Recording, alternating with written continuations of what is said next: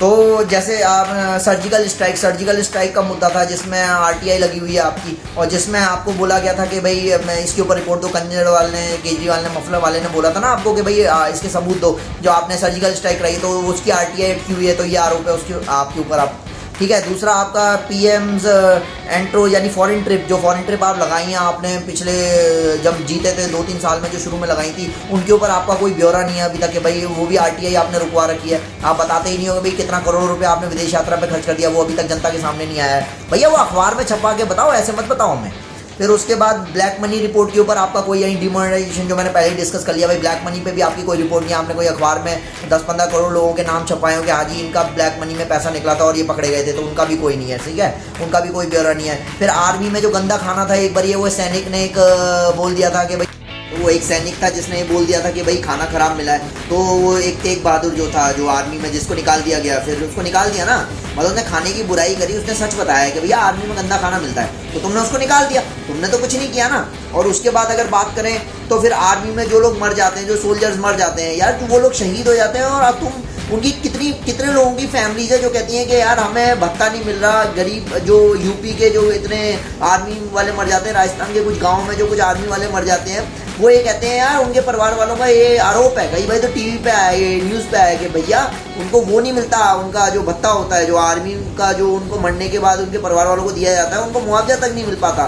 तो कहने का मतलब है घोषणाएं हो जाती हैं, मुआवजा नहीं देते आप लोग। आप कर क्या रहे हैं यार? आप सत्ता में आने के बाद भी कुछ नहीं कर रहे। उसके बाद फिर आपने अभी तक सबसे बड़ा आरोप आपके ऊपर फिर ये लगा कि आपने ना तो कोई नया अस्पताल बनाया, ना कोई स्कूल बनाया, ना कोई कॉलेज बनाया, आपने कुछ नहीं किया है यार। आप मुझे सिर्फ 15-20 अस्पतालों, स्कूलों के, कॉलेजों के नाम बता दो जो मोदी गवर्नमेंट आपने बनाए हो, मोदी जी आपने बनाए हो, आपके मंत्रियों ने बनाए हो, कोई आपने कुछ तो किया हो यार। आपको क्या मतलब, मेरे को समझा दो थोड़ा सा। उसके बाद अब आता हूँ मोटे मोटे आंकड़ों पे, बहुत छोटी छोटी चीज़ें हैं लेकिन बहुत जल्दी जल्दी निपटाऊंगा। ठीक है, बहुत मोटे मोटे आंकड़े समझा रहा हूँ। मोटे आंकड़ों की अगर बात करूँ तो सबसे पहले 6 साल के अंदर जीडीपी जो है वो 5% जो थी, 6.1, 5% से लेकर 6.1 के बीच में जो थी वो अब 1.1 पे आ गई है। उसके बाद समझ में आ गई। उसके बाद टोटल स्टेट्स हमारे अंदर, जो हमारे टोटल स्टेट्स हैं वो है 29 स्टेट्स के अंदर, और हमारी जो पार्लियामेंट है 29 स्टेट्स आपको देखने हैं, समझ में आएगी ना। 29 स्टेट आप देख नहीं रहे हो, आप कुछ भी नहीं देख रहे हो यार। 5 साल का अगर लेखा जोखा बनाओ तो 2-2.5 से 3 महीने एक स्टेट को भी दोगे तो स्टेट सुधर जाएगा, लेकिन 29 स्टेट आपसे समझ नहीं रहे। फिर मेरे को एक बात ये नहीं समझ आती कि जो पार्लियामेंट है, ये पार्लियामेंट के अंदर लोकसभा और राज्यसभा है। भाई बचपन से हम सुनते आ रहे हैं लोकसभा राज्यसभा, तो लोकसभा में 545 मेंबर है और राज्यसभा में 245 मेंबर है। तो ये करते क्या है भाई? ये 500 और 200 700 और 780 90 790 मेंबर लोकसभा और राज्यसभा के कर क्या रहे हैं भाई? मुझे बता तो दो यार, तुम बता दो ना भाई, मुझे एक बंदा काम करता हुआ दिखा दो तुम्हारा। ये बुड्ढे जो तुमने 545 बिठा रखे हैं, जिसमें 335 गवर्नमेंट के होते हैं, 207 अपोजिशन के होते हैं, और फिर जो वॉलंटियर होते हैं वो 1-2 होते हैं। उसके बाद अगर राज्यसभा की बात करूँ तो राज्यसभा में 245 मेंबर होते हैं। तो राज्यसभा में जो 245 मेंबर हैं आपके, उसमें 114 गवर्नमेंट के हैं, 129 आपके अपोजिशन के, 2 आपके वॉलंटियर वाले। उसके बाद तो ये कर क्या रहे हैं भाई? लोकसभा और राज्यसभा में बुड्ढे जो बैठे हुए हैं भाई, कर क्या रहे हो तुम लोग? एक तो बता दो कि कोई एक काम करो। कुछ नहीं कर रहे भाई तुम लोग। सिर्फ वहाँ कैंटीन में फ्री का बहुत अच्छा सस्ता खाना मिलता है पार्लियामेंट में, वो तुम खाते हो। इसके अलावा तुम और कुछ नहीं करते हो। पार्लियामेंट में कुर्सियाँ तोड़ते हो, वहाँ पर सो जाते हो, कई बार दूसरे का भाषण चल रहा होता है तो पार्लियामेंट में लड़ते रहते हो पूरे दिन। तुम कुछ नहीं करते। तुम कुछ करते होते ना, सही बता रहा हूँ, देश सुधर जाता। भाई तुम कुछ नहीं कर रहे। और रियल में बता रहा हूँ, मोदी जी आपको लाए थे हम, इस देश की गवर्नमेंट आपको चुन के जो बनाया गया था, आपकी गवर्नमेंट सरकार जो आपकी बनाई गई थी, पब्लिक ने जो आपकी सरकार बनाई थी, एक भरोसे के नाते बनाई थी कि चलो जी इतने सालों से हम कांग्रेस का शासन सह रहे हैं तो अब आपको लाएंगे और आप कुछ बढ़िया करोगे। लेकिन आपने भी कुछ बढ़िया नहीं किया, आपने भी धोखा ही दिया भाई। और रियल बता रहा हूँ, आम आदमी पार्टी भी धोखा ही दे रही है, तीनों पार्टियां धोखा दे रही है। मैं रियल बता रहा हूँ भाई, भक्त मत बनो, सच का साथ दो पब्लिक। मैं फिर से कह रहा हूँ, सच का साथ दो पब्लिक, सच का साथ दो, जो सही है उसका साथ दो, भक्त मत बनो। मैं फिर कह रहा हूँ। उसके बाद पॉवर्टी रेट की बात की जाए तो आज की डेट में जो पॉपुलेशन है उसके हिसाब से हमारी पॉवर्टी रेट 21.9% है। 21.9% पॉवर्टी रेट है हमारी। अब लगा लो तुम कितनी। और उसके बाद हमारी जनसंख्या अभी जो इस समय गूगल पे दिखा रहा है 1.28 बिलियन दिखा रहा है। समझ में आ गई? चलो 130 करोड़ मान लेते हैं हम तो।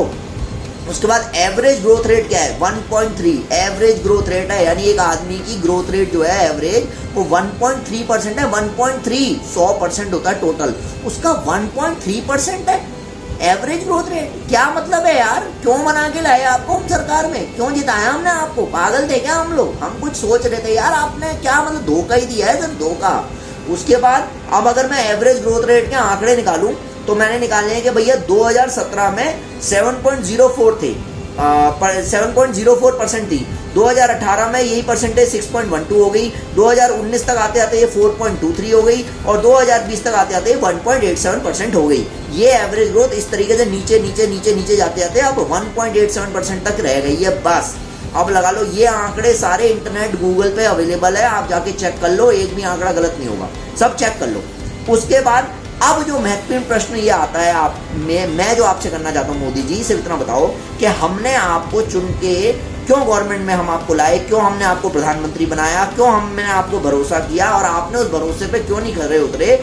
मुझे तो सिर्फ इतना सा जानना है। मुझे यानी मेरी बात जो पब्लिक के द्वारा मैं जो कह रहा हूँ वो सिर्फ मेरे को इतना सा कहना है कि भाई आप जनता के ऊपर खरे क्यों नहीं उतरे, आपने वो सारे काम क्यों नहीं किए जो आपने वादे, ये सब जो वादे गिनाए थे क्यों नहीं किए भाई पूरे? सीधी सी बात है, आप वादे पूरे करते हैं ना यार, आपने वादे तो पूरे किए नहीं।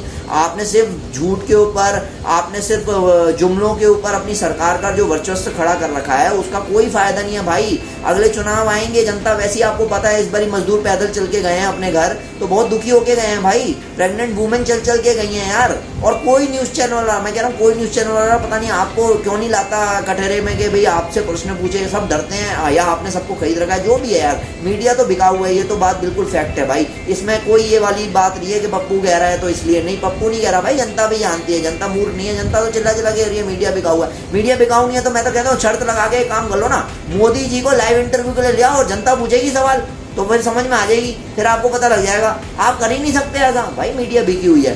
अब जो खरे खरे सवाल हैं वो सिर्फ इतने से हैं मोदी जी कि आपकी उम्र अब 69 हो गई है। 69 उम्र के आप हो गए, आप रिटायरमेंट कब लोगे भाई? सीधी सी हिसाब है, आप जवान आदमी को कब प्रधानमंत्री के पोस्ट पे आने दोगे, आप कब रिटायरमेंट लोगे?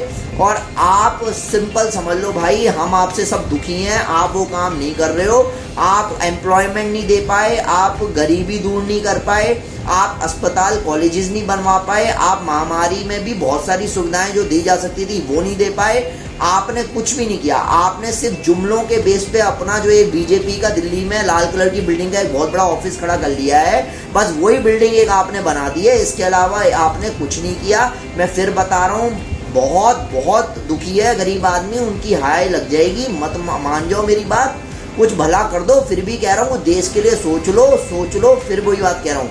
बहुत बहुत धन्यवाद आपका, दबंग सरकार, नमस्कार।